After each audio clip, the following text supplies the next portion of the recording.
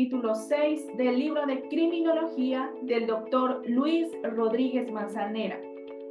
Se trata de la fase precientífica de la criminología. Como primero tenemos el hombre primitivo, identificar, de saber y conocer cómo se desarrollaban estos pueblos, cómo era su vida, y así nos dice que estaban bien estructuradas y que estaban unidas por dos elementos fundamentales que son el totem y el tabú. El totem básicamente era una representación y también algo protector para su comunidad, como un animal, una planta o una fuerza natural. En cambio, el tabú son aquellas restricciones, aquellas normas sociales o religiosas que regulaban la conducta de los individuos en las sociedades primitivas. También nos dice que el tabú era fundamental en la historia de las costumbres y del derecho, ya que imponía aquellas restricciones a los individuos y faltar, no aceptar, no responder o no ser responsables con ese tabú también llevaba a consecuencias graves como el castigo y el autoafligido, que es un suicidio.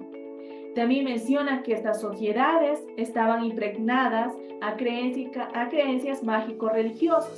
Prácticamente estas sociedades practicaban mitos o ritos religiosos para curar enfermedades, como para que les vaya bien en la cosecha de sus productos en la agricultura y también para protegerse de cualquier espíritu maligno que pueda causar cualquier daño a su comunidad. Malinowski menciona que la coerción y el miedo al castigo son necesarios para mantener el orden social, ya que las personas, al temer o a que sean castigados estos, eran responsables con aquellas normas que regían su conducta. Como siguiente tenemos a Mesopotamia. Mesopotamia estaba ubicada en los ríos Tigris y Éufrates, una de las culturas más antiguas de la humanidad. Nos dice que el documento más importante de esta cultura era el Código Hammurabi, ya que establecía reglas muy claras, a la vez puso fin a la anarquía jurídica de estos tiempos. Nos dice que funcionaba para combatir la corrupción y proteger a todos los ciudadanos, como también para prevenir el crimen.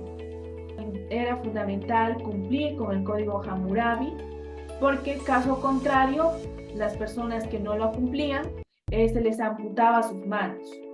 Y el proceso judicial que se llevaba a cabo en esta época era que para los criminales recibían aquellos castigos graves, los encubridores se les daba un trato diferente.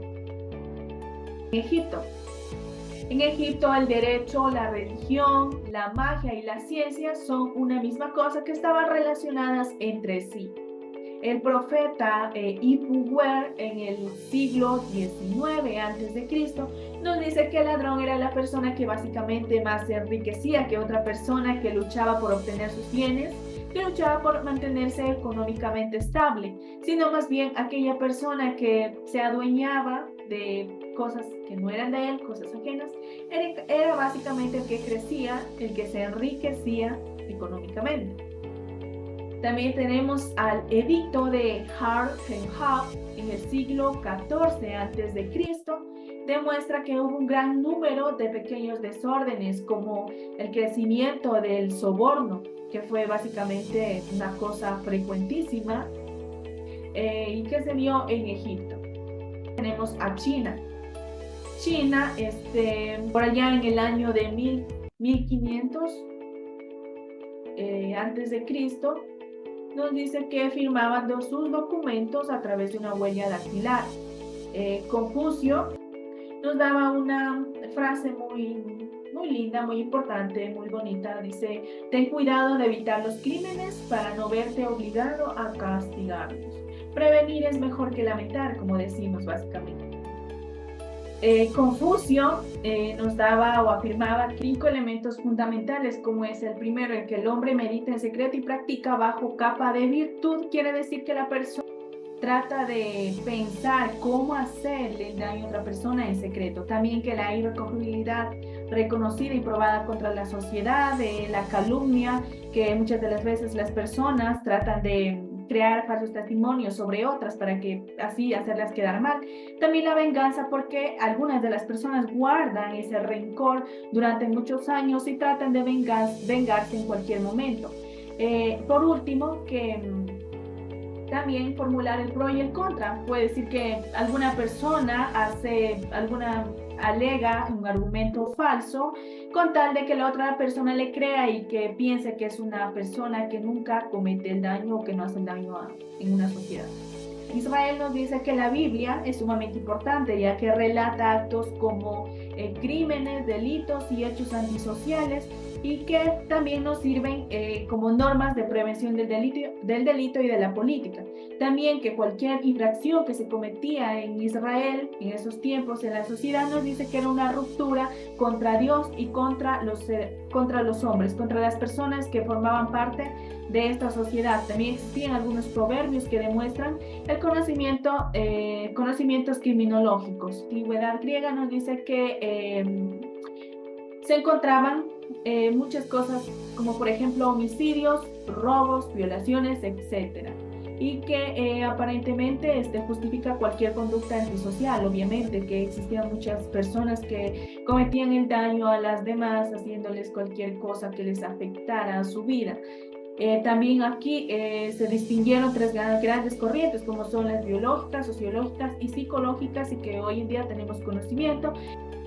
Los pensadores griegos tenemos a Esopo, a Alquimeón, de Crotón, que en el siglo VI antes de Cristo fueron muy importantes. Por ejemplo, Esopo nos dice que los crímenes son proporcionados a la capacidad del comportamiento del que los comete. En cambio, diseccionó animales y estudió las características físicas y morales que presenta un actor de un crimen. Y Sócrates también nos dice que ocultar un crimen nos lleva a formar parte de él.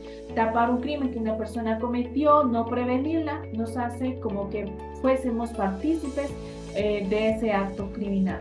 Tenemos algunos pensadores como Protágoras, Arquímedes, Sócrates, Hipócrates, son filósofos importantes, Platón, Aristóteles, Alejandría. Ellos tratan de que nos dan algunos pensamientos, que por ejemplo la persona a veces se desvíe por ignorancia, porque no tiene conocimiento de lo que es bueno y de lo que es malo. También de que se debe considerar al criminal como un irresponsable, como una persona que no cumple con las normas que le impone la sociedad para corregir su conducta. En cambio, Platón, un poco más, nos daba la idea de que la persona que cometió el crimen no puede ser castigado porque aquel acto cometido no se lo puede desechar. Por ejemplo, una persona que mate a otra no se le puede volver a dar la vida, sino que el acto cometido ya está y por tanto la persona, el actor de esto no puede ser castigado. Es una idea que nos daba Platón.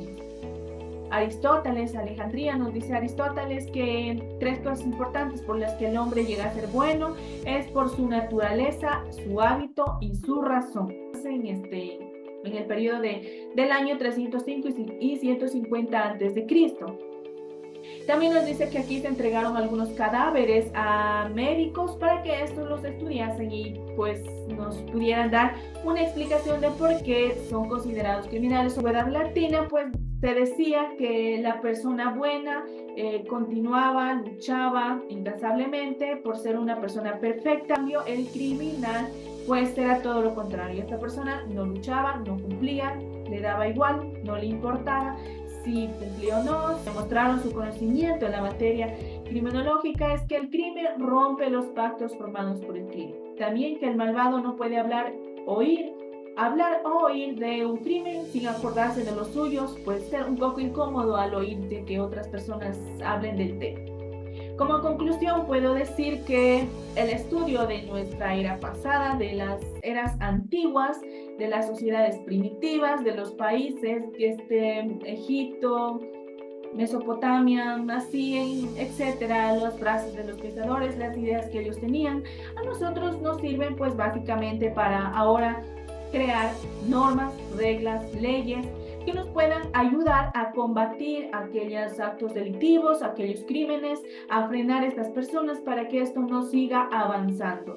Por lo tanto, puedo dar esta como mi conclusión. y también agradecer por su atención.